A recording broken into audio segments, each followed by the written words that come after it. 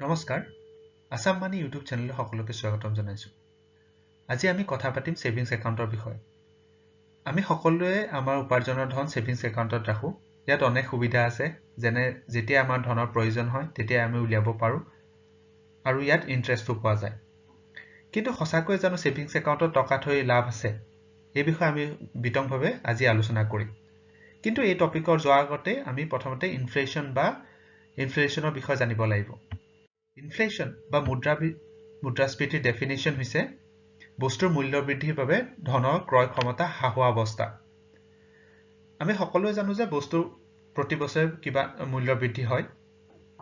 আৰু যোনটো ধন বৰ্তমান আৰু ধনৰ ক্ৰয় ক্ষমতা প্ৰতি বছৰে হ্ৰাস পায়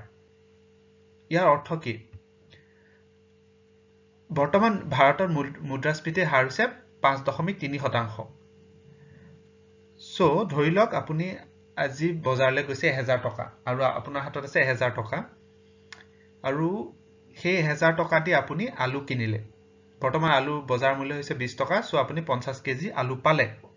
কিন্তু যেহেতু মুদ্ৰাস্ফীতি হাৰ হৈছে 5% আৰু যেহেতু প্ৰতি বছৰে এইটো মুদ্ৰাস্ফীতি হাৰ থাকে তো বৰ্তমানৰ আলুৰ কেজি 20 টকাটো অহা বছৰলৈ 21 টকাকৈ হ'ব আৰু সেই 1000 টকাটোৱে যদি আপুনি অহা বছৰ লৈ যায় বজাৰলৈ তেতিয়া আপুনি 50 কেজি ঠাইত 47 কেজি আলু পাব ইয়াৰ অৰ্থ হৈছে সেই বৰ্তমান যোনটো আপোনাৰ 1000 টকা আছে সেই 1000 টকাটো ক্ৰয় ক্ষমতা 950 টকালৈ হ্ৰাস পাব অহা বছৰলৈ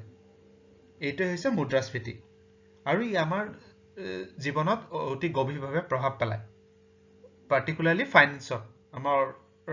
ক্ৰয় ক্ষমতাৰ ওপৰত অতি গভীৰভাৱে প্ৰভাৱ পেলায় এতিয়া আহো সেভিংস একাউণ্টৰ কথালৈ নৰ্মেলি যেতিয়া আমি টকা বেংকত জমা থওঁ আমি ইন্টাৰেষ্ট পাওঁ বৰ্তমান ভাৰতৰ সুদৰ হাৰ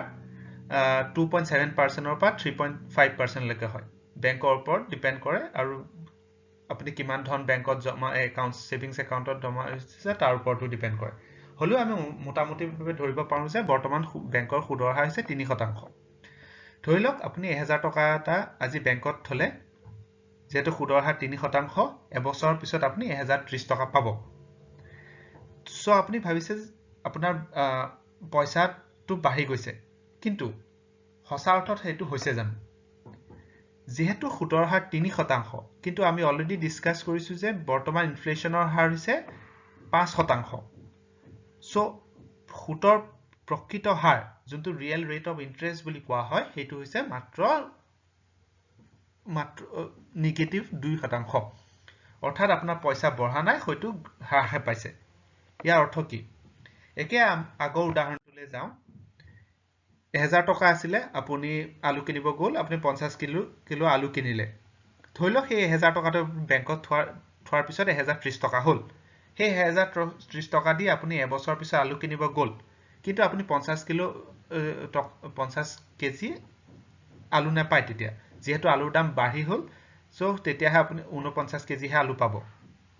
ইয়াৰ অৰ্থ কি ইয়াৰ অৰ্থ হৈছে আপোনাৰ যোনটো ধনৰ ক্ৰয় ক্ষমতা হয়তো হ্ৰাস পাইছে সো 1030ৰ পৰা যেহেতু ইনফ্লেশ্যনৰ হাৰ 5% হয়তো হ্ৰাস পাই আপোনাৰ 980 টকাহে হ'ল সো ইয়াৰ মানে হৈছে যোনটো ধন আজি 1000 টকা হয়তো আজি হয়তো ভৱিষ্যতলৈ গৈ 980 টকাহে হ'ব সো আপুনি ভাবি চাব পাৰে বেংকত থোৱাৰ পিছতো আপোনাৰ ধনৰ ক্ৰয় ক্ষমতা হ্ৰাসহে পাইছে বৃদ্ধি হোৱা নাই ইয়াৰ মূল কাৰণ হৈছে যেহেতু সুতৰ হাৰ আপোনাৰ মুদ্ৰাস্ফীতিৰ হাৰতকৈ কম সুতৰ হাৰ হৈছে 3% কিন্তু মুদ্ৰাস্ফীতিৰ হাৰ হৈছে 5% অৰ্থাৎ আপোনাৰ ধনৰ প্ৰকৃত যোনটো ৰিয়েল ৰেট অফ ইন্টাৰেষ্ট বুলি কোৱা হয় সেইটো নিগেটিভ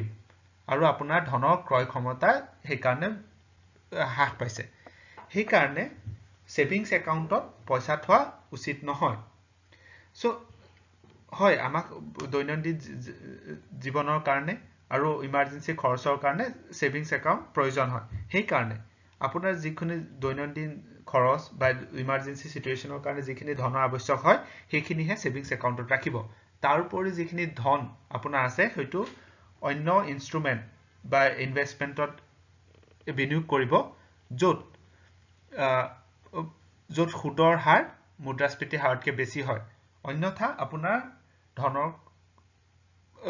পৰিমাণ কেতিয়াও বৃদ্ধি নহয় তাৰ ধনৰ আয় ক্ষমতা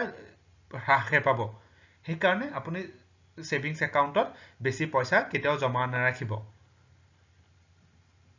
ধন্যবাদ